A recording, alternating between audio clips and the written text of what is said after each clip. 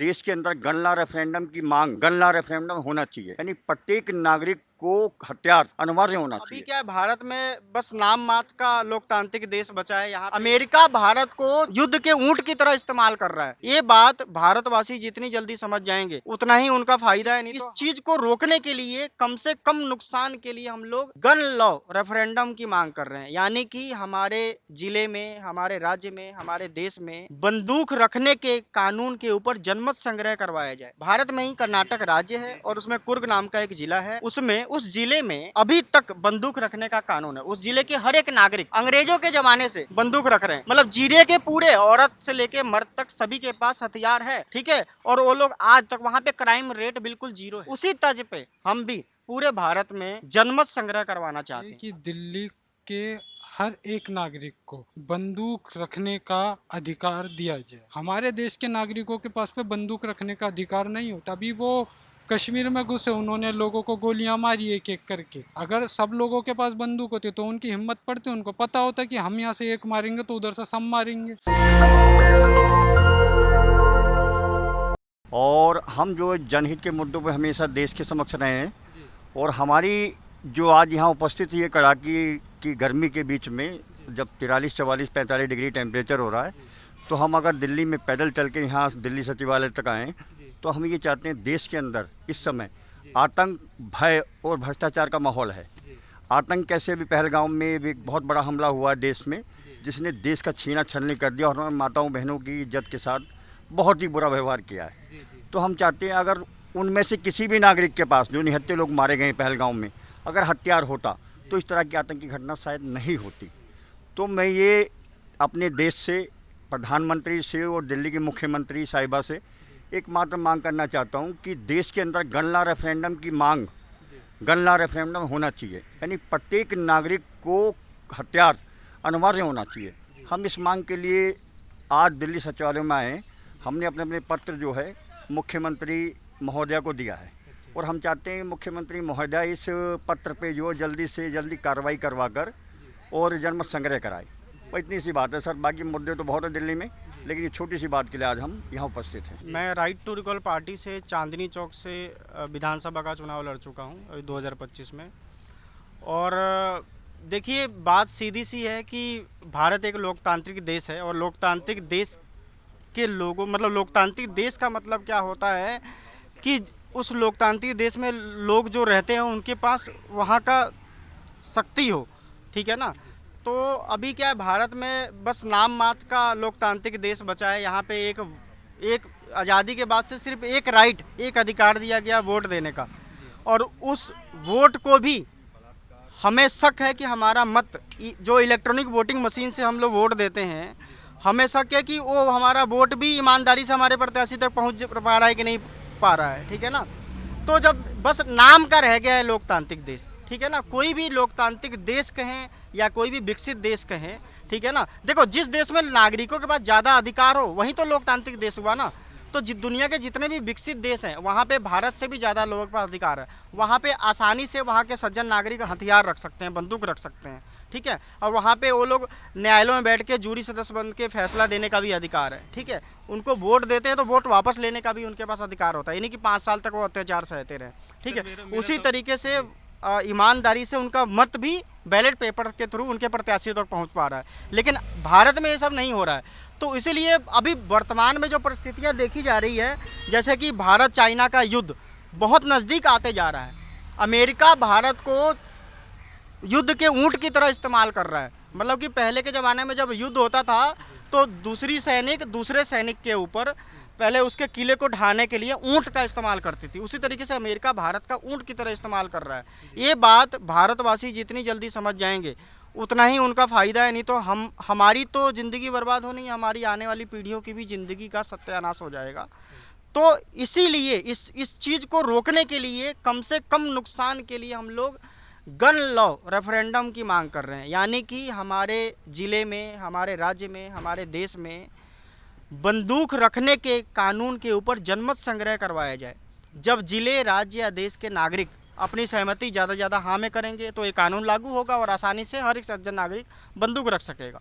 ठीक है, अगर लोग ना बोलेंगे तो नहीं होगा। देखो ऐसे तो दुनिया के बहुत सारे देशों में बंदूक रखने का कानून है, ठीक है, तो वहाँ पे ऐसा नहीं होता है। और उसके बाद बहुत सारी बातें हैं, तो मैं आपको बारी बारी बताता हूँ। देखो अभी क्या है, जो हत्यारे लोग हैं, जो गुंडे बदमाश हैं, वो लोग इनलीगल वेपन लेके घूम रहे हैं। अगर आपको गोली मारते हैं तो कोई उनका पता ठिकाना नहीं, किसने कौन सी बंदूक से कब मारा गोली, कोई पता नहीं लगेगा। लेकिन एक सज्जन नागरिक लीगल तरीके से अगर हथियार रखने का कानून बनता है और मामूली रजिस्ट्रेशन करा के अगर बंदूक रखता है और कहीं भी झगड़े में अगर किसी को ऊपर गोली चला देता है, तो उस गोली को निकाल के बॉडी से पता लग जाएगा कि किस बंदूक से चली है, वो बंदूक किसके नाम पे था, वो बंदा तुरंत पकड़ा जाएगा, ठीक है। तो इस वजह से कभी भी गलत इस्तेमाल नहीं हो सकता है। दूसरी चीज़, इसका अगर एक मैं उदाहरण दूँ तो भारत में एक कर्नाटक राज्य, आपने नाम सुना होगा, कर्नाटक में एक कुर्ग नाम का जिला है। भारत में ही कर्नाटक राज्य है और उसमें कुर्ग नाम का एक ज़िला है। उसमें उस ज़िले में अभी तक बंदूक रखने का कानून है। उस ज़िले के हर एक नागरिक अंग्रेज़ों के ज़माने से बंदूक रख रहे हैं, मतलब जिले के पूरे, औरत से लेके मर्द तक सभी के पास हथियार है, ठीक है। और वो लोग आज तक, वहाँ पे क्राइम रेट बिल्कुल 0 है। वो ऐसा इसलिए है कि वहाँ पे सबको पता है कि अगर हमने इसको गलत तरीके से इस्तेमाल किया तो हम सज़ा के पावी होंगे, सज़ा मिलेगा। अगर हम अच्छे ढंग से इस्तेमाल करेंगे तो कुछ नहीं होगा, ठीक है। तो वो लोग अपने सुरक्षा के लिए अंग्रेज़ों के समय से वो लोग बंदूक रखने के अधिकार को प्राप्त किए हैं। उसी तर्ज पे हम भी पूरे भारत में जनमत संग्रह करवाना चाहते हैं। अगर सभी भारत के नागरिकों को लगेगा कि हमें बंदूक रखना चाहिए तो ये कानून लागू हो जाएगा, अगर नहीं लगेगा तो नहीं होगा। हम लोग जब तक जनता में कॉमन नॉलेज बना रहे हैं कि बंदूक रखने से देश का बहुत ज़्यादा फायदा है। कोई भी देश दूसरे देश पे हमला करने से 100 बार सोचेगा। जब हिटलर ने स्विट्ज़रलैंड के ऊपर हमला करने वाला था, उससे पहले ही वो रुक गया, क्योंकि स्विट्ज़रलैंड के हर एक नागरिक के पास हथियार था, ठीक है। आज पाकिस्तान के पास, वहाँ के नागरिकों के पास 4 करोड़ लीगल वेपन है। 4 करोड़ नागरिकों के पास लीगल वेपन है, AK-47 के जैसे हथियार, खतरनाक हथियार हैं। और भारत का मिलिट्री सब कुछ जोड़ दिया जाए तो भी 10-15 लाख से ज़्यादा लोगों के पास नहीं है AK-47 वगैरह। तो सोचो, अगर सेना रूपी दीवार अगर हमारी टूट गई, जो कि नामुमकिन नहीं है तोड़ना, ठीक है ना, क्योंकि भारत विदेशी हथियारों पे पल रहा है। अभी जो हमला हुआ था पहलगाम पे, और तो उसके बाद ऑपरेशन सिंदूर हुआ। ऑपरेशन सिंदूर में जितने भी हथियारों से भारत देश ने पाकिस्तान के ऊपर एयर स्ट्राइक किया था, वो सभी में अधिकतर पार्ट्स विदेशी लगे हुए। तो भारत विदेशी कंपनियों के ऊपर निर्भर है। उनके मर्जी के बगैर 1 इंच भी राफेल का हो विमान या कोई भी विमान हो, हटा नहीं सकता है, ठीक है। तो अगर कल को हमें सपोर्ट देना बंद कर दें और पाकिस्तान की लोग और पाकिस्तान की आर्मी हमारी सेना रूपी दीवार गिरा दी, ठीक है, और वो अगर घुस जाएं तो यहाँ से लेके वो कलकत्ता, बंगाल, चेन्नई, कर्नाटक तक पहुँच सकते हैं, और इसमें कम से कम 10 से 15 करोड़ नागरिक मर सकते हैं, ठीक है। उसी तरीके से अगर चाइना अगर पाकिस्तान को सपोर्ट कर दिया और अमेरिका हमारा सपोर्ट नहीं किया तो हमारा इतना नुकसान हो जाता। लेकिन अगर हमारे पास बंदूक होगा, मान लो 4 करोड़ पाकिस्तानियों के पास बंदूक है, तो भारत में 50 करोड़ 100 करोड़ लोगों के पास बंदूक हो तो कोई भी देश का हमला ही नहीं होगा, कोई भी देश हमारे ऊपर हमला ही नहीं कर पाएगा। अभी देखो पूरे संसार में खनिजों के ऊपर होता है खेल सारा, जितना भी युद्ध होता है खनिजों पे कब्जा करने के लिए। जैसे आपने सुना होगा, अमेरिका ने शुरू में यूक्रेन को रूस से युद्ध में फंसा दिया, हथियार दे दिया, और बाद में जब मामला थोड़ा सा शांत हुआ तो अमेरिका बोला कि भाई पैसे दो उसके, तो उनके पास तो पैसे हैं नहीं, तो उन्होंने बोला ठीक है आप अपना खनिज पे हमारा कब्जा दे दो, ठीक है। तो उन्होंने बहुत सारा क्षेत्र खनिज का अपने हथियार लिया है, समझ लो। उसी तरीके से भारत को भी युद्ध में फंसा के भारत के खनिजों के ऊपर ये लोग अपना कब्जा जमाना चाहते हैं। और अभी भी बहुत सारी देसी विदेशी कंपनियां अपनी कब्जा जमाई हुई हैं, और ये लोग और ज़्यादा अपना कब्जा बढ़ाना चाहते हैं ताकि भारत के लोग और ज़्यादा बर्बाद हो जाएं, ठीक है। आप डेलीगेशन में अंदर गए थे, डेलीगेशन में क्या बात हुई? देखो हम लोग यहाँ पे मुख्यमंत्री जी को ऐसा कुछ है डेलीगेशन, जी हाँ, ये हम लोग देने आए थे। ये वही है, कुर्ग गण लॉ मेरे ज़िले में लागू करने हेतु जनमत संग्रह, ठीक है। तो ऐसा हमने मुख्यमंत्री जी के हेल्प डेस्क जो टीम थी हमने उनको दिया है। तो हमारा इसमें यही है कि हमने उन्हें ये पेपर दे के ये बताया है कि हम चाहते हैं कि पूरे दिल्ली में जनमत संग्रह हो कि नागरिकों को बंदूक रखना है कि नहीं रखना है।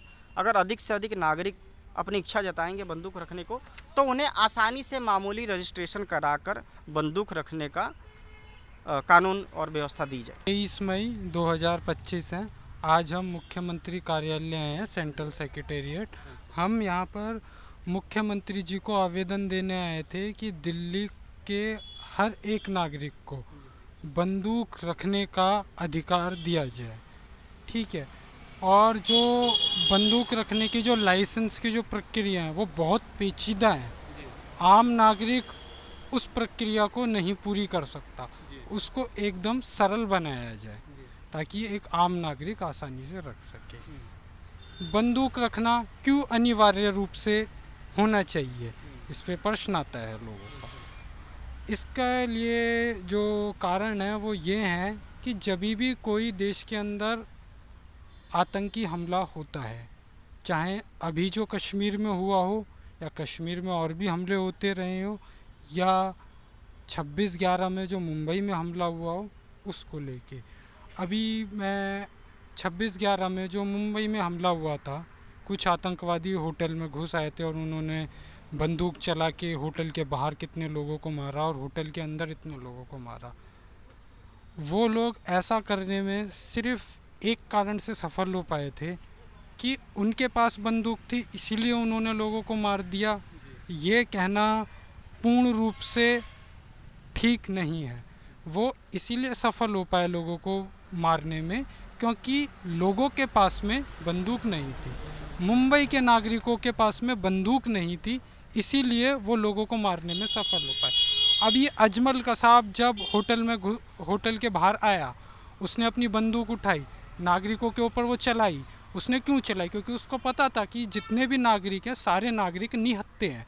अजमल कसाब को अगर ये चीज़ पता होती कि जितने भी नागरिक हैं सबके पास में बंदूक है, तो क्या अजमल कसाब बंदूक चलाता? ये मेरा प्रश्न है आप लोगों से। क्या वो किसी नागरिक को गोली चलाता? जाहिर सी जवाब है, आप सभी लोग ये कहेंगे कि वो बंदूक नहीं चलाता। क्यों? क्योंकि अजमल कसाब को ये चीज़ पता होती कि अगर मैं एक भी नागरिक के ऊपर बंदूक चलाऊंगा तो सबके पास बंदूक है, सारे मिलजुल के मेरे ऊपर बंदूक चला देंगे, ठीक है। तो कहते हैं कि आतंकवादियों को ट्रेंड किया जाता है, उनको ये किया जाता है, वो किया जाता है। इन सब बातों में ज़्यादा नहीं है। आतंक जो भी आदमी होता है उसको आप आतंकवादी कुछ भी कह लो, उसके पास में बंदूक होती है तो वो आके बंदूक से वो कर देता है। अभी कश्मीर में हमला हुआ, वो आतंकवादी घुसे, उन्होंने नागरिकों को वहाँ पे गोली मारी और चले गए। उन्होंने नागरिकों को क्यों गोली मारी? अब लोग कहते हैं वो आतंकवादी थे, ये वो। जी, ये सब बातें पूर्ण रूप से ठीक नहीं है। इसके पीछे का जो कारण है वो ये है, हमारे देश के नागरिकों के पास पे बंदूक रखने का अधिकार नहीं होता। अभी वो कश्मीर में घुसे, उन्होंने लोगों को गोलियां मारी एक एक करके। अगर सब लोगों के पास बंदूक होती तो उनकी हिम्मत पड़ती, उनको पता होता कि हम यहाँ से एक मारेंगे तो उधर से सब मारेंगे, तो फिर ये चीज़ नहीं होती। और दूसरा जो सबसे बड़ा कारण है, किसी भी देश के नागरिकों के पास में अगर बंदूक होती है तो कोई सा भी पड़ोसी मुल्क हो या आसपास का कोई सा भी मुल्क हो, वो उस देश की अंदर अगर हमला करता है तो अगर वो सेना को हरा भी देता है तो उस देश के नागरिकों से वो टक्कर लेने से पहले कई बार सोचेगा, क्योंकि उसको पता है हर एक नागरिक के पास में बंदूक है, ठीक है। अगर हमारे देश के नागरिकों के पास में बंदूक होगी तो अगर सेना रूपी दीवार अगर कमज़ोर पड़ती है तो वहाँ की सेना या वहाँ के कोई भी नागरिक बंदूक लेके यहाँ पे आदमी के ऊपर हमला कर सकता है, ठीक है। लेकिन अगर यहाँ पर हर एक नागरिक के पास में बंदूक होगी तो फिर वो ऐसा नहीं करेगा। अभी दूसरा प्रश्न ये आता है जो अक्सर मीडिया कर्मी या नागरिक लोग पूछते हैं कि हर आदमी को अगर बंदूक दे दी जाए तो लोग तो एक दूसरे को मार देंगे। जी, ऐसा नहीं होता है। इसके पीछे का पहला कारण मैं बताता हूँ। पहली चीज़ ये है, हर आदमी के पास में लाइसेंस होएगा बंदूक रखने का, और हर आदमी को जो बंदूक मिलेगी, जो गोली मिलेगी, वो उसके नाम से, उसके नंबर से होएगी। अगर कोई आदमी किसी के भी ऊपर कोई बंदूक चलाता है तो उस गोली से ये पता लग जाएगा किस बंदूक की है वो और ये बंदूक किसके नाम की है, तो वो पकड़ा जाएगा। और जो बंदूक से जो क्राइम होता है वो ज़्यादातर उस बंदूक से होता है जिसका लाइसेंस नहीं होता, ठीक है, क्योंकि उसका पता नहीं लगता तो उससे होने की संभावना ये ज़्यादा होती है, ठीक है। और फिर भी लोग कहते हैं चलो लाइसेंस की बात तो लेकिन कुछ हो जाए, तो जी अभी शायद इस देश के नागरिकों से एक बहुत महत्वपूर्ण जानकारी छुपाई गई है कि हमारे देश में कर्नाटक में कुर्ग ज़िला है, उस कुर्ग ज़िले के अंदर हर एक नागरिक के पास में बंदूक रखने का अधिकार है अंग्रेज़ों के ज़माने से। ठीक है सर आप मुझे ये बताएं, डेलीगेशन में अंदर गए तो आपसे क्या बातचीत हुई वहाँ? डेलीगेशन में हम अंदर गए तो हमसे ये बातचीत हुई कि उन्होंने हमारा ये जो लेटर था कि हर एक नागरिक को बंदूक रखने का अधिकार दिया जाए, वो लेटर उन्होंने हमसे रिसीव कर लिया है और हमें ये रिसीविंग उन्होंने दे दी है, ठीक है। बस अंदर तो इतना ही हुआ है, बाकी नेशनल दस्तक की आपसे गुजारिश है कि अगर इसको बचाना चाहते हैं तो नेशनल दस्तक को सब्सक्राइब करने के लिए रेड कलर के सब्सक्राइब बटन को दबाएं, फिर बेल आइकन की घंटी दबाएं। नेशनल दस्तक को बचाने के लिए बहुत जरूरी है कि हर खबर को शेयर करें, लाइक करें, कमेंट जरूर करें।